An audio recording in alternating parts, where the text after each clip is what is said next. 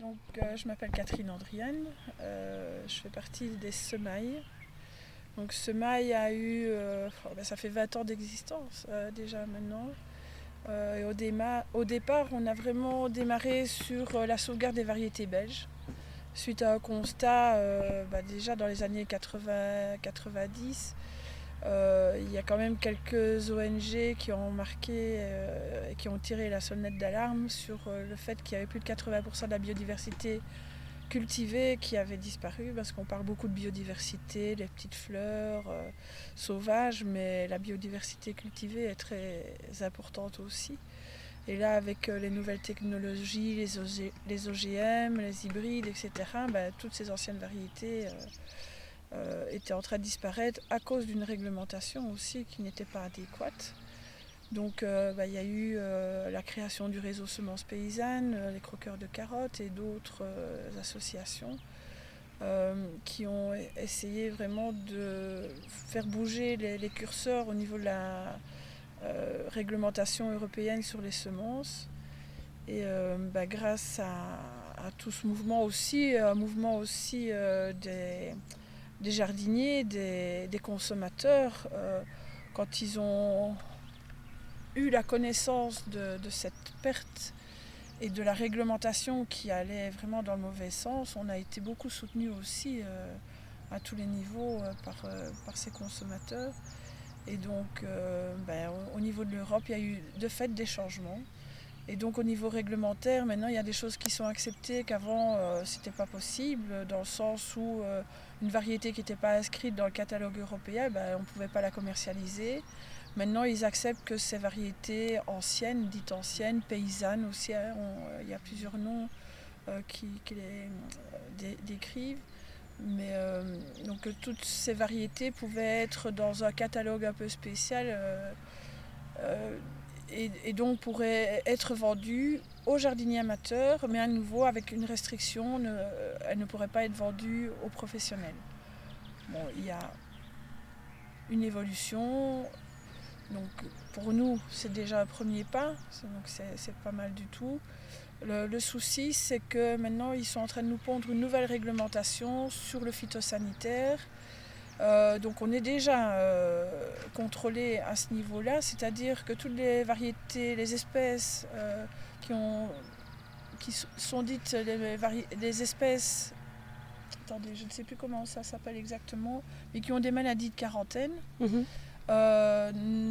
doivent avoir un passeport phytosanitaire.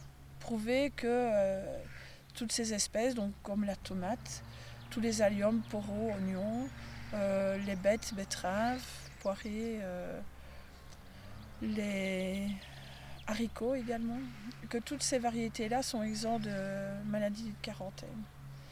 Donc voilà, on est déjà contrôlé, mais ils veulent qu'il y ait un autocontrôle parce qu'il y a de moins en moins d'argent dans les institutions, donc c'est difficile pour eux de contrôler, de faire toutes les analyses, etc. Et donc ce serait à nous à le faire, mais ils voudraient inclure en plus maintenant des maladies de qualité, comme ils appellent ça. Donc c'est des maladies qui sont dues parfois à des champignons comme le mildiou et autres. Et donc du coup, ça va devenir vraiment super compliqué de continuer à sauvegarder ces anciennes variétés, parce que ces anciennes variétés, elles ont fait leur résistance. Ces maladies-là sont connues, mais elles vivent avec. Si on cultive bien le sol, ces maladies ne ressortent pas. Et donc, la réglementation, elle est basée sur une agro-industrie. Et nous, comme on cultive, comme les jardiniers cultivent aussi, en prenant soin de la terre, ces maladies-là ne ressortent pas parce que la plante a su créer ses résistances, quoi. Donc voilà, on va voir maintenant au niveau réglementaire comment les choses vont bouger, parce que y a des personnes, même dans les chercheurs, qui rejoignent très fort nos positions par rapport aux vivants, justement. Donc on va voir si au niveau de l'Europe ils vont nous écouter et si les choses vont être prises en compte dans les nouvelles réglementations sur les passeports phytosanitaires. À voir. On l'espère. Ouais. Au niveau du métier, en fait, notre métier, je vais dire, au départ, le métier de semencier n'existait pas. C'était les paysans, c'était les maraîchers qui faisaient leurs propres semences, qui créaient des nouvelles variétés. Et je veux dire, c'est un peu un peu l'industrialisation, en tous les cas, la création euh, allez,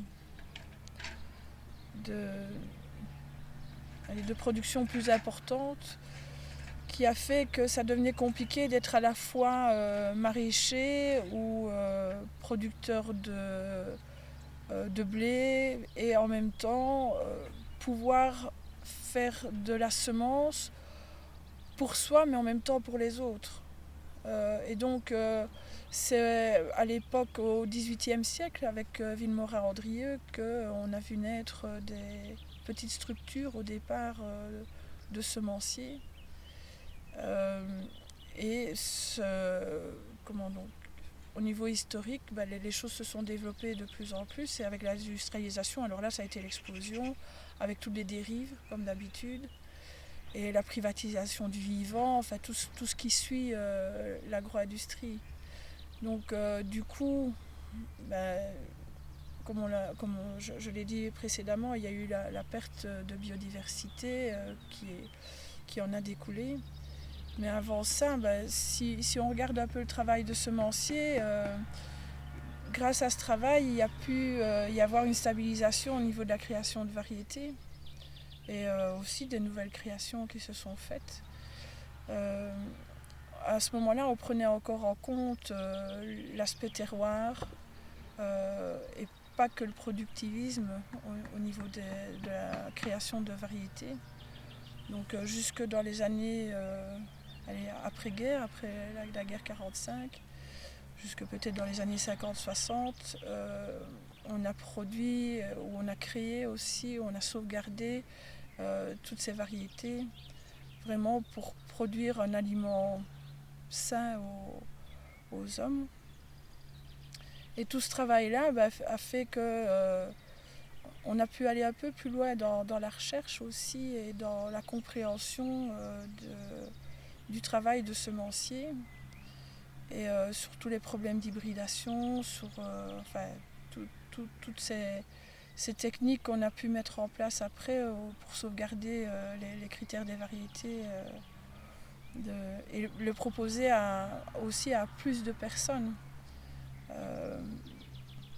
Donc ce travail de semencier n'est pas compliqué en soi puisque je veux dire tout jardinier peut le faire. Où ça devient compliqué, c'est pour des variétés comme les bisannuelles qui sont souvent allogames. Là, si on ne produit que quelques plants pour faire de la semence, on voit qu'il y a une dégénérescence qui peut se créer très vite et on peut perdre la variété. Donc le fait d'avoir des semenciers fait qu'on peut aller plus loin dans la sauvegarde de ces variétés-là. On peut aussi proposer à beaucoup plus de personnes toutes ces semences. Mais ce qu'il ne faut pas avoir comme dérive, c'est comment est-ce que je vais dire, c'est de ne pas se couper du monde paysan, c'est de travailler avec eux aussi dans le travail qu'on fait. Parce que sinon, c'est un peu toute la dérive de l'agro-industrie où on a produit